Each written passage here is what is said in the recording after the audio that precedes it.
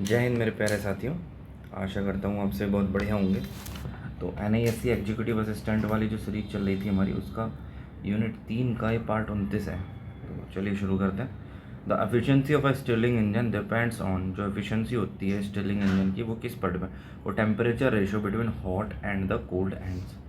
What is the regenerator effectiveness. तो regenerator effectiveness क्या होता है भैया? Ratio of actual heat transfer to the maximum possible. जो ratio of actual heat transfer to the maximum possible. Indicated thermal efficiency ignores mechanical friction. जो indicated thermal efficiency होएगी उसमें mechanical friction को ignore कर देंगे। ब्रेक थर्मल एफिशिएंसी जो होती है accounts for mechanical and transmission losses. Brake thermal efficiency में तो मैकेनिकल लॉसेस इंक्लूड होते हैं, mechanical and transmission losses. Indicate thermal efficiency में जो है मैकेनिकल फ्रिक्शन इंक्लूड नहीं होते हैं। The latus rectum of a parabola with focal length f. जो लाटुस रेक्टम है एक पैराबोला का जिसकी फोकल लेंथ एफ है, वो क्या है भैया? 4F लाटुस rectum. ठीक है, 4 गुना होता फोकल लेंथ का। The distance from the vertex to the focus is y की पावर टू 4ax। तो इन y की पावर फोकस इन y की पावर टू 4ax, तो इसमें a हो जाएगी। जब यहाँ x की घात 2 4ay था तब यहाँ 0 और a थी, अब यहाँ a हो गई है। एक paraboloid is formed by rotating a parabola about it's. जो पैराबोलॉइड है वो अबाउट एक्सिस ऑफ सिमेट्री, वो मतलब कि पैराबोलॉइड जो हो कैसा बनाया जाता है ताकि वो अपनी एक्सिस पर रोटेट कर सके। ठीक है, तो rotating parabola about its axis of symmetry. Slope error की बात करें of 1 m radian, m radian मतलब मिली रेडियन। तो slope error of 1 m radian causes a reflected beam error of 2 m radian. जो रिफ्लेक्टेड बीम एरर होएगी वो slope error की 2 गुना हो जाएगी। The intercept factor for a perfect dish is. जो इंटरसेप्ट फैक्टर होएगा परफेक्ट डिश के लिए वो 1.0 एक रहे। What is the flux mapping? Visualizing the heating intensity on the receiver using cameras and sensors. तो फ्लक्स मैपिंग क्या है भैया? फ्लक्स को मैप करना। तो विजुलाइजिंग हीट इंटेंसिटी, जो हीट आ रही है उसकी इंटेंसिटी को विजुलाइज करना on the receiver using camera या सेंसर की हेल्प से। Stray light refers to, stray light जो होती है वो रेफर करती है reflected rays that miss the receiver and hit the structure. जो स्टे लाइट होंगी वो जो रिसीवर है ना उसको मिस कर देंगी और स्ट्रक्चर को हिट कर देंगी जिस पर वो रिसीवर रखा होगा। थर्मल कैपेसिटेंस क्या है ऑफ अ डिश सिस्टम? जो एक हमारे पास डिश सिस्टम है उसका थर्मल कैपेसिटेंस वेरी लो होता है, allowing rapid startup. Isochoric process means, isochoric क्या होता है भैया? कांस्टेंट वॉल्यूम वाला एक प्रोसेस है। आइसोथर्मल प्रोसेस क्या होता है? कांस्टेंट टेम्परेचर वाला एक प्रोसेस है। तो आइसोकोरिक प्रोसेस क्या क्या मतलब है?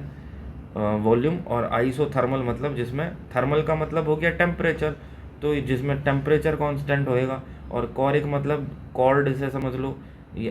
तो आइसोकोरिक मतलब जिसमें कांस्टेंट वॉल्यूम होएगा। और adiabatic process means no heat transfer. Adiabatic process कौन सा भैया? जिसमें कोई हीट ट्रांसफर हो ही नहीं रही है। Which gas has the lowest molecular weight for Stilling engine. तो स्टिलिंग इंजन के लिए लोएस्ट मॉलिक्यूलर वेट कौन सी गैस का होएगा? वो है हाइड्रोजन। अगला है हायर वर्किंग प्रेशर। जो वर्किंग प्रेशर है वो higher working pressure increase the power density of the engine. जो वर्किंग प्रेशर अगर हम हाई कर देंगे तो वो इंजन की पावर डेंसिटी को इंक्रीज कर देगा। Conduction loss occurs through the, जो कंडक्शन लॉस होंगे वो अकर होते हैं through the receiver walls and the insulation. Conduction loss जो होंगे भैया वो रिसीवर वॉल, रिसीव करने वाली दीवारें और जो इंसुलेशन होएगा उसके थ्रू ही अकर होगा।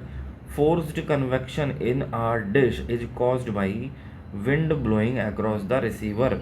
फोर्स कन्वेक्शन जो होएगा डिश का वो wind blowing across the receiver की वजह से कॉज होगा। जो रिसीवर के वहाँ से जो हवा बह रही होंगी वो convection. Natural convection in our dish is caused by buoyancy of hot air escaping the cavity. जो नेचुरल कन्वेक्शन होएगा नेचुरल वाला डिश के अंदर वो होगा भैया ब्यूएंसी हॉट एयर का एस्केपिंग द कैविटी। देखो होता क्या है, ये हमारा कोई कोई ये मटेरियल है, ठीक है। अब इसमें क्या है भैया, ये पार्टिकल हैं इसके, छोटे छोटे छोटे पार्टिकल, ठीक है। अब ये पार्टिकल जो हैं, ये पार्टिकल हमने यहाँ से हीट दी तो ये पार्टिकल गर्म हुआ, इसकी कंडक्टिविटी अच्छी है इस मटेरियल की, तो इसने गर्म होने के बाद में जो है इसके बराबर वाला जो है उसने इसको हीट दे दी, ठीक है। तो यू तो ठंडा होने लगेगा, अपनी हीट इसे देने लगा, लेकिन इसके पास यहाँ से कंटिन्यूस हमने आग जला रखी है, तो यहाँ से हीट इसको जाती रहेगी, तो हीट इसको जाई, इसने फिर इसको दी, इसने इसको दी, ऐसे पार्टिकल। तो ये निर्भर करता है कि ये जो पार्टिकल है या ये जो मटेरियल है इसकी कंडक्टिविटी कैसी है। इसी वजह से अच्छी कंडक्टिविटी वाले मेटल जो है इस्तेमाल करे जाए करें कि भैया जो हीट है वो हीट कंडक्टिविटी, थर्मल कंडक्टिविटी उनकी अच्छी हो और हीट लॉस कम हो, ठीक है। तो इस तरीके से जैसे मेटल टू मेटल ये एक दूसरे से कनेक्ट है, ये पार्टिकल इससे टच हो रखा, दूसरा फिर इससे टच हो रखा, तीसरा इससे टच हो रखा, चौथा, तो इसको हमने यहाँ पे हीट करा, तो ऐसे हीट होते होते आखिरी पार्टिकल तक हीट पहुँच गई। तो यू मेथड हो गया कंडक्शन का, ठीक है। कन्वेक्शन का क्या हुआ भैया, कन्वेक्शन का भी कुछ पार्टिकल वाला ही समझ लो कि भैया यू कोई मटेरियल है, इसको हमने हीट करा, हीट से क्या है कि जो लॉसेस है, जो हवा चल रही है, तेज़ हवा है, उसने ये जो हीट ऊपर जो इसका टेम्परेचर है वो हवा, उसको जो गर्म वाला टेम्परेचर है हवा ने उससे हीट ले ली और हवा जो है यूँ चली गई। तो हवा ले लो या कोई फ्लूइड बह रहा है, उस फ्लूइड ने ले लिया टेम्परेचर, कुछ भी चीज़ ले ली, तो यूँ गर्म होती गई और यूँ आगे को बढ़ती रही। अब इसने क्या, ये फोर्स्ड कन्वेक्शन जो है, तो फोर्स कन्वेक्शन में मतलब कि हवा फ्लो करवाएंगे अक्रॉस द रिसीवर, और नेचुरल कन्वेक्शन में क्या होएगा भैया, उसमें भी ब्यूएंसी ऑफ हॉट एयर, उसमें भी हॉट एयर की ब्यूएंसी होएगी जो कि कैविटी को एस्केप कर जा रही है। अगला है रिफ्लेक्टर एरिया, रिफ्लेक्टर एरिया मतलब ए आर इज ऑलवेज जो है greater than the aperture area, aperture area से बड़ा होकर है reflector area. Why is the dish shape ideal, जो डिश की शेप है वो आइडियल क्यों है भैया, इट रिफ्लेक्ट्स और parallel rays to a single point, सभी के सभी जो पैरेलल किरणें हैं उन्हें एक कॉमन बिंदु पर फोकस कर दे भाई। Surface profile accuracy is checked using laser photogrammetry, laser photogrammetry और वी स्टार्स। जो सरफेस की प्रोफाइल है, सरफेस प्रोफाइल, उसकी एक्यूरेसी को चेक करना, तो उसके लिए हम लेज़र फोटोग्रामेट्री का इस्तेमाल करेंगे या वी स्टार का, ठीक है। अगला भैया, what is the unit of flux, flux की यूनिट होकर वॉट पर मीटर स्क्वायर, ठीक है। ये solar fraction is the ratio of, जो सोलर फ्रैक्शन है वो किसका रेशो है, वो है solar fraction solar energy provided to the total energy required. तो सोलर फ्रैक्शन हो गया भैया जितनी सोलर एनर्जी प्रोवाइड करी गई है और टोटल एनर्जी कितनी रिक्वायर्ड है हमें। पे बैक पीरियड क्या है भैया, for a solar dish depend local electricity rate and DNI, जो डायरेक्ट कितना है उसमें रेडिएशन मिल रहा है डायरेक्ट वाला, इस पर निर्भर करेगा। दूसरा, उसमें जो लोकल के इलेक्ट्रिसिटी के क्या रेट चल रहे हैं, ठीक है। अगला है, dish systems are most cost effective at size of, जो डिश सिस्टम है वो बहुत ज़्यादा कॉस्ट इफेक्टिव है, कौन सी साइज का, तो वह 10 किलोवाट से लेके 25 किलोवाट तक का जो डिश सिस्टम है वो बहुत ज़्यादा कॉस्ट इफेक्टिव है। Induction generators are used in dishes because they, जो इंडक्शन जनरेटर हैं वो डिश में इस्तेमाल करे जाते हैं। इंडक्शन जनरेटर क्यों क्यों भैया, वो बहुत सिंपल होते हैं और इजीली सिंक्रोनाइज हो सकते हैं वो ग्रिड के साथ, इसलिए ग्रिड कनेक्टेड जो डिश होंगे उसमें इंडक्शन जनरेटर का इस्तेमाल करते हैं। Reactive power support is provided by, जो रिएक्टिव पावर सपोर्ट है वो प्रोवाइड करा जाता है कैपेसिटर, बैंक या इन्वर्टर के द्वारा।